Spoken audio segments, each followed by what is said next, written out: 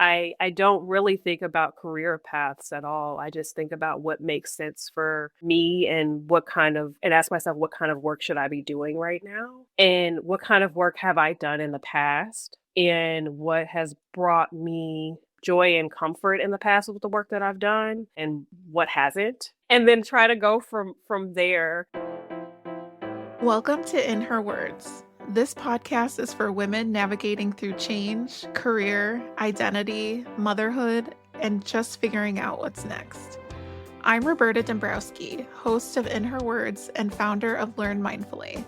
Each episode, I sit down with women who are asking big questions, navigating transitions, and trying to make sense of life as it shifts. You don't have to have it all figured out.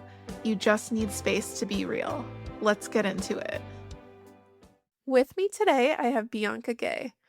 Bianca is the owner of Three Coupe Society, a small business focused on creating thoughtfully crafted drinks and collaborating with local businesses to curate intentional beverage menus. Welcome, Bianca. Thank you. We know each other. We've met over 4 years ago when you were a researcher at Foot Locker. I'm curious, what was your experience in corporate America like?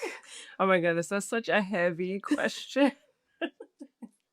Yeah. Yeah. So I left Foot Locker maybe 16 months ago. So I've been thinking a little bit about like what my experience has been like. I think if you asked me when I was freshly out, I would feel very differently than I do today, which is great. But I think my experience was, I would say that it was a little stressful, of course. I mean, corporate life. But I think that I think it pushed me to reevaluate some of the decisions that I was making when it came to the type of work I wanted to be doing day to day. And that's something that we've talked about in the past when we were working together. But I really think that it pushed me to move forward and move past working in corporate. So I would say the Foot Locker, I said stressful, mostly because, I was new to UX research when I entered Foot Locker. It was my first full-time tech. I was like so excited to be in tech, excited to transition and really try something new. So in that way it was stressful, in the ways of being a newbie and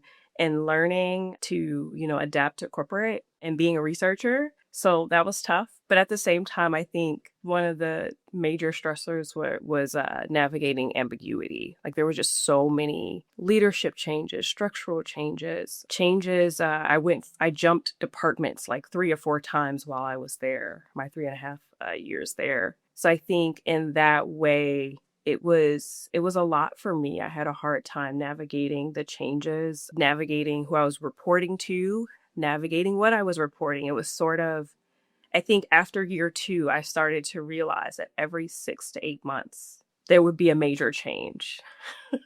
And I think that was one of the most difficult parts for me. And of course, there's the typical standard, like you're navigating corporate as a Black woman. I had those things happen as well.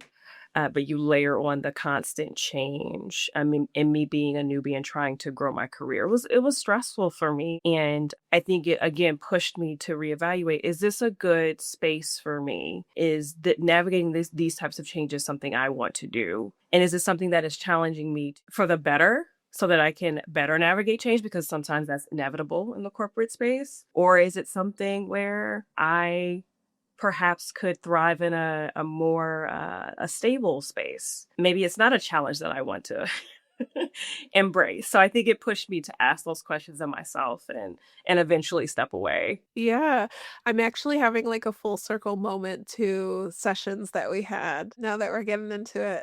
Because I remember you were talking about the desire for stability, and I was like, well, change is constant, but just because you can endure the change, do you need to? Like, is this a choice that you would sign up for? Because there's almost like when we're in corporate, or any business for that matter, we're in relationship with other people through the business lens, but it is like a waking up every single day of like, would I choose this? Would I choose this company, this environment every single day if I had to right now? And for you, it sounded like, no, I don't choose this anymore. Yeah. And it's the balance of, am I asking myself the right questions? Which is a very like UX research approach to everything. Like, is the question today, am I choosing the right thing? Or is it, am I being brave enough in this space? Am I challenging myself enough in this space? Is this constant change actually a healthy thing to be navigating as a person, as a human? Or is it something I can like, can it be a transferable skill in the future? So it's like a constant questioning of, is this space right for me? Absolutely. I can tell you firsthand, listeners definitely have experienced the same thing. You often have to ask yourself, like, just because I can, should I? And then when you're constantly changing and dealing with the change, it impacts your nervous system and impacts you energetically too.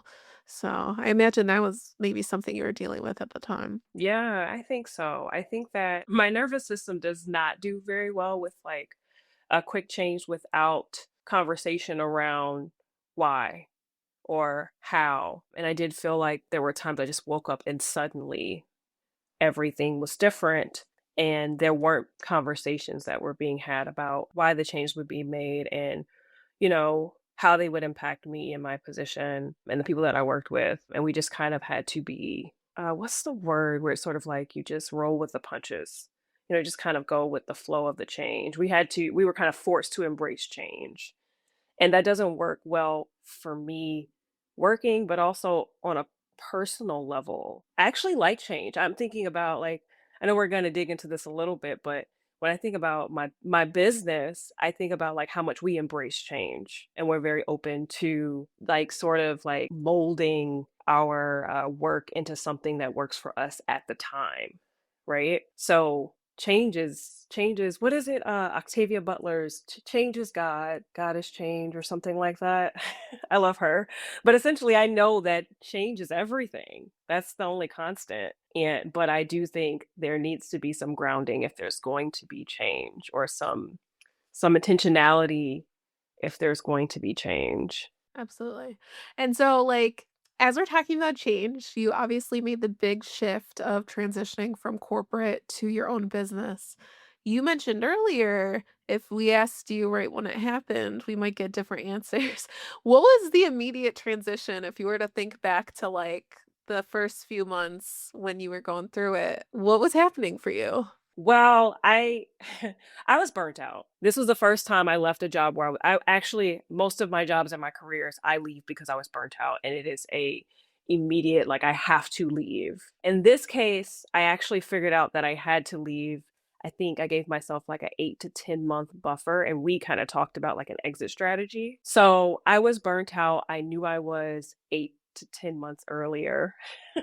And I was sort of working my way up to exit out of my corporate job at Foot Locker. And at the time, I was just exhausted, burnt out. A lot of it had to do with a lot of the work that I was doing. Like I was being instructed to push out a lot of research, but a lot of that research wasn't being used. And we all knew that it wasn't going to be used. So I wasn't seeing the impact of my work. So I had that kind of burnout going on. There was major let goes in my department. So that was also a huge contributor. Again, the leadership changes. I just was just drained and tired and questioning if UX research as a career was even a good fit for me. And also at the same time, I knew I wanted to start a business. So I was like, I kind of felt this pull of wanting to just like blow everything up and and start this business and hope for the best. Yeah, yeah, yeah. But luckily I really went in with a plan. So when I left, I made the plan of I had a certain amount of money saved up. I was re-evaluating my home expenses. So me and my husband had a long conversation about pulling back on things so we could afford me leaving for a while. I took a self trip. So I like the 2 days after I left, I took a trip out to Seattle, visited a friend, and took a train down the coast because I just had to get away. Amazing. It was great. And then I spent a couple days in LA. So that was a part of it, like, I think taking care of myself. And then I came back and jumped into a business entrepreneurship cohort so that I can start my business because I knew I wanted to do that. But yeah, I felt burnt out, but I felt like I had a plan and that was Yeah, good. yeah, yeah, yeah. I always ask people, like, are you running away from something or running towards something? And it sounds like, yeah, you were at this moment where, like, you were burned out, but you had something that you were starting to run towards. You knew that you wanted to start a business. Didn't necessarily, like, have the whole plan put together to start, but there was, like, hope on the other side that you were moving towards. For sure. Yeah. And that was, I think, what separated me leaving a position in this scenario versus previous experiences.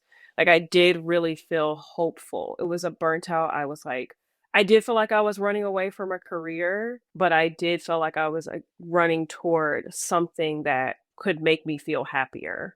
So it felt like it all made sense, even though at the moment it was very chaotic. Leaving a job is a lot. Yeah.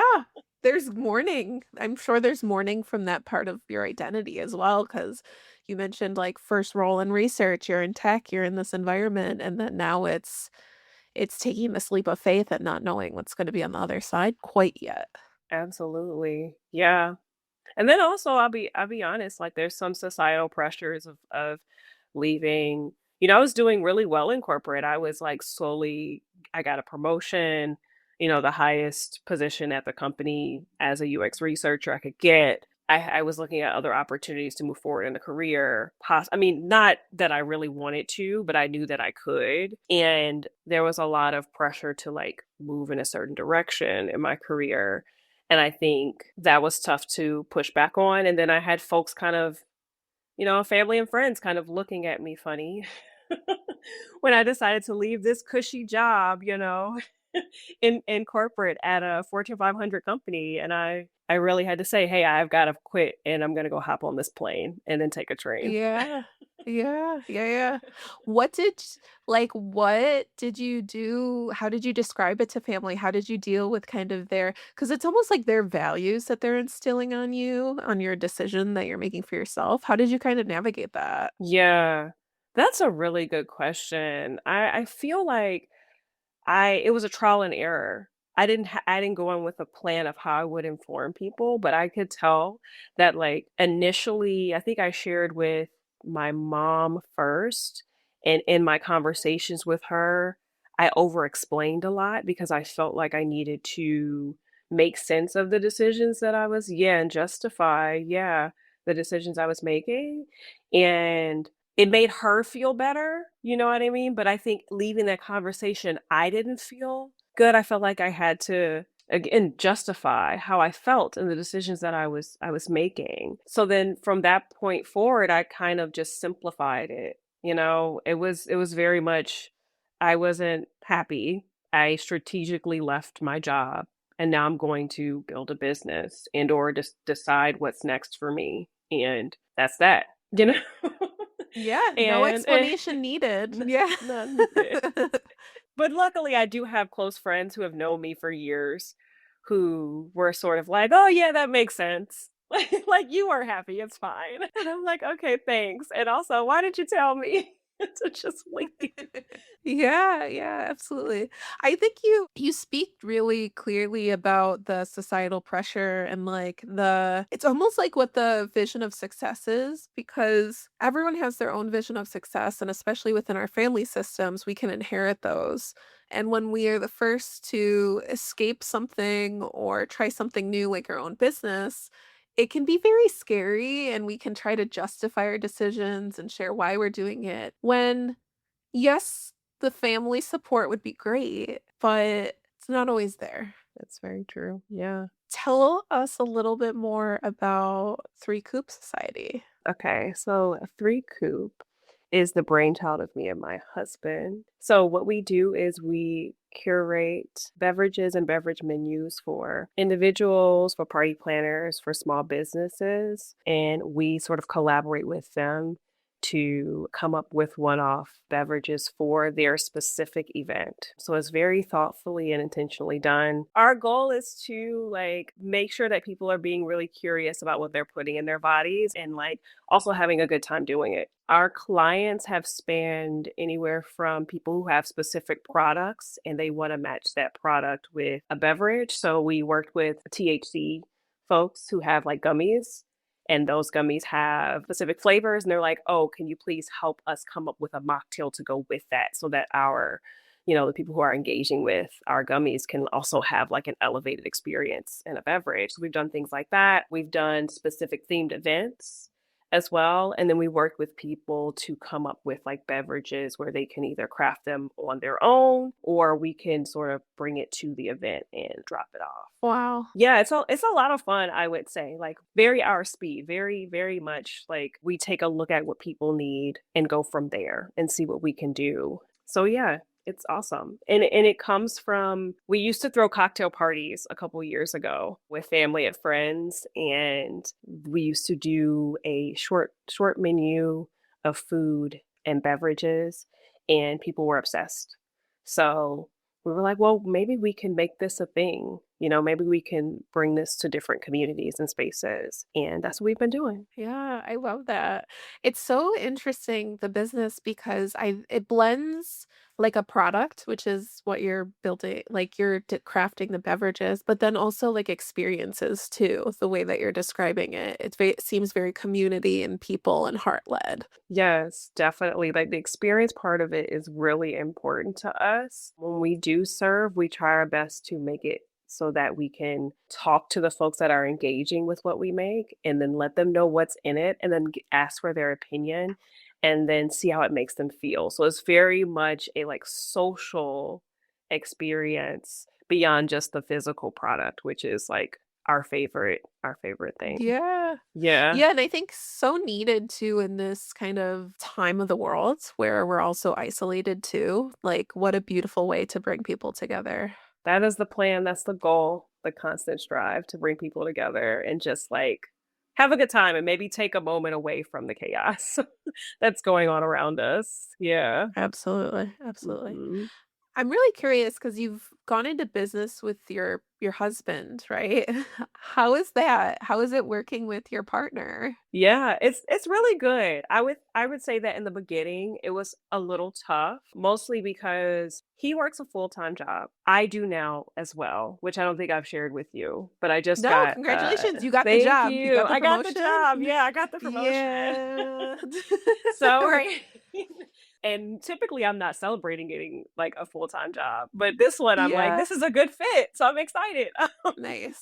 But yes, we both work full time. But when we started off, I had left Foot Locker. He was working full time, and I was taking lead. And we hadn't really decided who would do what and how. We started in October of 2024, and I think our first event was in February 2025. It was kind of difficult in the beginning, sort of getting a sense of who would do what. And he's really more of the creative mind when it comes to putting drinks together and putting like flavor profiles together and being able to make sense of the concepts for some of the beverages that we were putting together. So he was on the creative end, but then there's so many other aspects of the business that go beyond that, and I was sort of doing everything else. That's a lot. Yeah, it was. I did a lot of, I mean, I was in the business cohort through Humanity Centered at the time.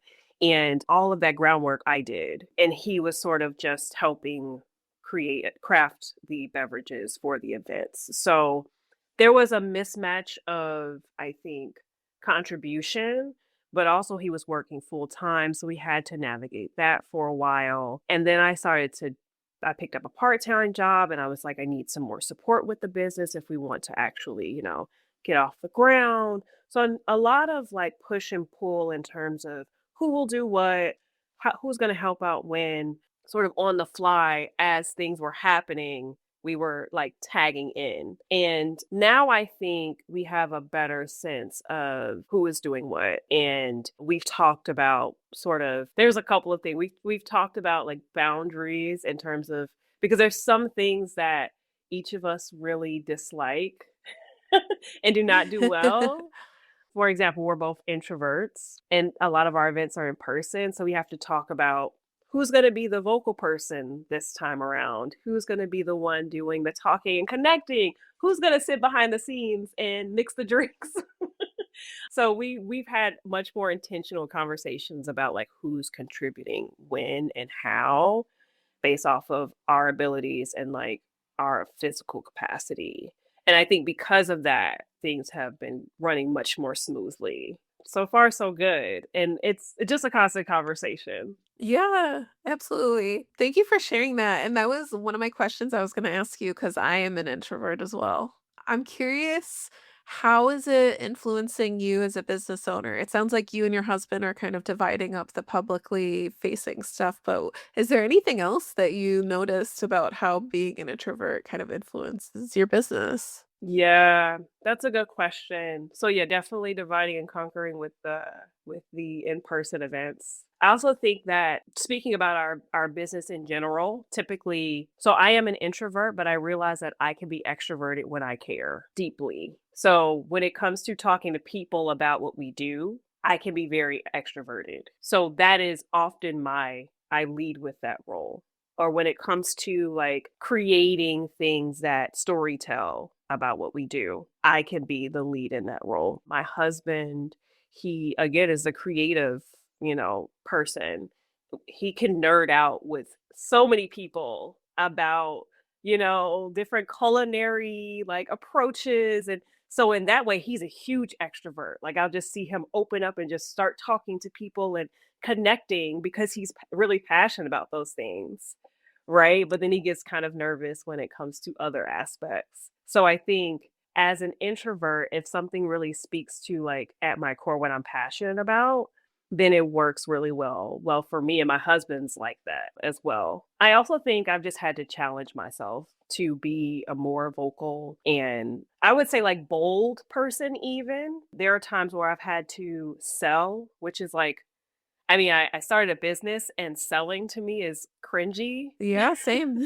Yeah, there have been times where I've had to sell, and to me, sometimes that can be a very extroverted thing to do in our society. I don't think it's inherently extroverted, but in many spaces it is, and that's been a challenge for me, but I've had to really just step outside of maybe what causes me to sort of be a little bit more reclusive when it comes to selling and be more in alignment with the fact that I know that I am like selling for me is less about making the sell and more about bringing together like my service and another organization and like creating something beautiful. Yeah, it sounds like it's more on the relationship building versus like the gotta make the quota, gotta like the hustle kind of perception of selling that like corporate has, but it's more of the relational, like, do our values match? Like, how can I be of service? How can I deliver an amazing experience? Yeah, I think so for sure. And we're very picky and choosy about our clients too. So that does make selling a lot easier where we don't even advertise like our business on social media or like on digital platforms really besides our website. We're a word of mouth business.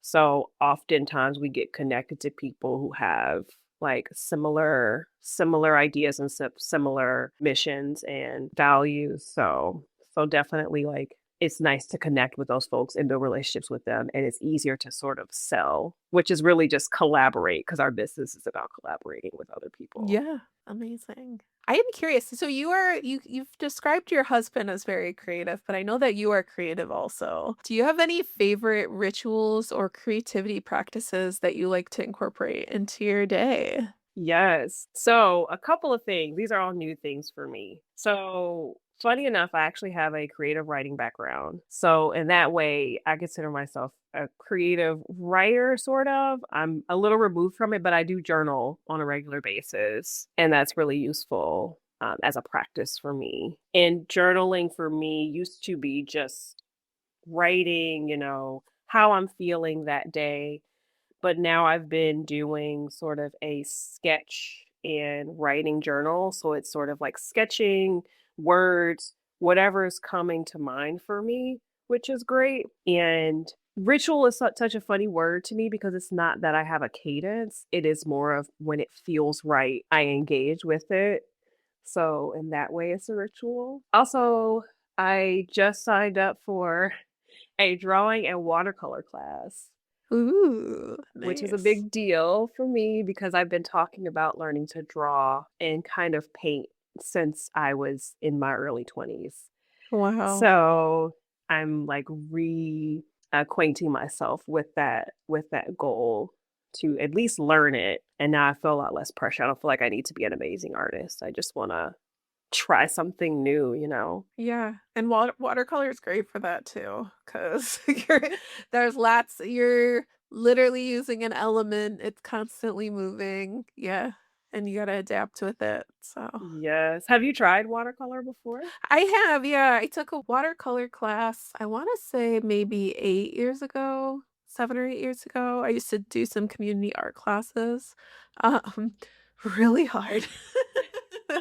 Oh I'm a no. perfectionist in a lot of ways, and art is I have a block just from, like, growing up with art where it's like I have this vision of what I want, and then just so abstract art is better for me than, portraits or anything like that, so, yeah. Yeah, yeah. I actually connect deeply with that statement. I become a little bit of a perfectionist when it comes to like creating things.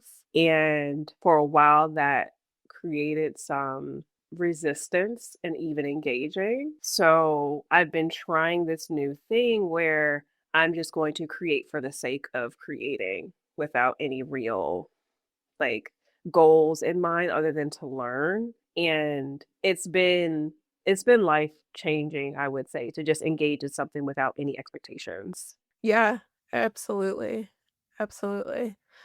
I'm excited. My son just turned 1 this past week, but him being able to start to do arts and crafts, because I think that will also bring me into what you're talking about, because it's like a one-year-old, a two-year-old, like, they're not creating, like, a masterpiece, they're just, like, they wanna have fun and enjoy, and so I'm looking forward to that phase of being able to hold space and explore and be creative with him too, so Oh, I love that. I love that. I really hope that pushes you to yeah. to just Yeah. like go in with, no expectation and just to try. Oh, now I might try Yeah. that with my nieces, you know? Yeah, Yeah, yeah, love that approach. absolutely. So thinking back when we first met, you reached out about your career path and you were at this inflection point of deciding like research and stuff like that. You're a business owner now, you have a full-time role. I'm curious, how do you think about career paths now? Oof. I feel like now the word career to me doesn't really mean it doesn't hold much weight. Even the idea of like career path, because I've noticed that in the past, the idea of having a career path has been like limiting for me Yeah. in the sense of I felt like there needed to be a step by step process to get to a certain space, or my career, the work that I did, needed to be linear. And when I realized that the word career never doesn't mean much to me, then I started to just kind of break down the idea of a career path as like not being a non-existent thing. And that's why I'm doing things like after spending what 3.5 years as a UX researcher, leaving that, jumping into a business, but also going back to, so I just got a full time position as a studio lead at a Pilates studio. And I've been working at yoga studios for years, part time, while having a career. And if I think about a sort of a career path that's supposed to be linear, coming back to it as someone who's had several careers feels kind of it negates that trajectory that I'm supposed to be on. So I think that like I don't really think about career paths at all. I just think about what makes sense for me and and ask myself what kind of work should I be doing right now and what kind of work have I done in the past and what has brought me joy and comfort in the past with the work that I've done and what hasn't. And then try to go from there. So it's led me to a lot of like non-traditional things and work opportunities that don't look like a path. I think if I were to chart my jobs, it wouldn't look like it would be a path, I guess, because technically it's movement, right? But I it think would it'd be not be constellation. mm, Yeah. yeah. Yeah, I could see Yeah. that. Mhm. Yeah. I could see that. But it would definitely look interesting. And I'm completely open to it looking however it's supposed to look for me. So, Yeah, yeah. I love that. It's so funny as you describe that, the process of like what's motivating you, energizing you, what didn't give you energy. That is what we worked on together. And so it's really beautiful to hear that you still carry that with you. And thinking really about like values. How do you want to show up? Because work is one part. It doesn't need to be a full-on career. It could be for a season, a reason. It's been really beautiful to witness and be on the journey with you over the last few years. Oh, it's so sweet. No, I'm like extremely thankful that, you were able to sort of help guide me toward like reimagining what work could look like for me. Because I think at the time I was just kind of like, I hate everything. I hate labor. I was really struggling personally with the idea of work. And I think again, like the reframe, just a constant reframe and reimagining of like what it is that I can do with the grounding of honestly, at the end of the day, I do have to make a living. I do have to pay bills. I do have a family. And I don't want to make it too fluffy Yeah, yeah, because absolutely. there are things I do have to take care of. And at the same time, I can take care of those things and still be in alignment with what I value, what I believe, and what I honestly, the spaces I want to contribute to, these were not thoughts I had before we had our conversations about what work and what career can look like for me. So I'm like extremely thankful for that because I'm very happy to have a different framework. Yeah, yeah, the feeling's so mutual. Well, we are at the point where we have to transition. How can listeners connect with you if they want to get in touch? Yes. Okay. So you can connect with my business, Three Coupe Society, via Instagram at Three Coupe Society. My website is threecoupesociety.com. And then, LinkedIn, if you just search Bianca Gay, there's a million, but I'm the one that's We'll in link it. Chicago. Yeah, We'll it'll link all be yours. there. But yeah, Amazing. Thank you so much, Bianca, for coming on. Really, really lovely to hear your background and your journey. We so appreciate it. thanks for having me. Thanks for being here. If something in this episode landed with you, feel free to pass it along to someone who might need it too. You can leave a review, subscribe, or just keep tuning in. We're figuring it out together. And remember, your story, your voice, your becoming, it all matters.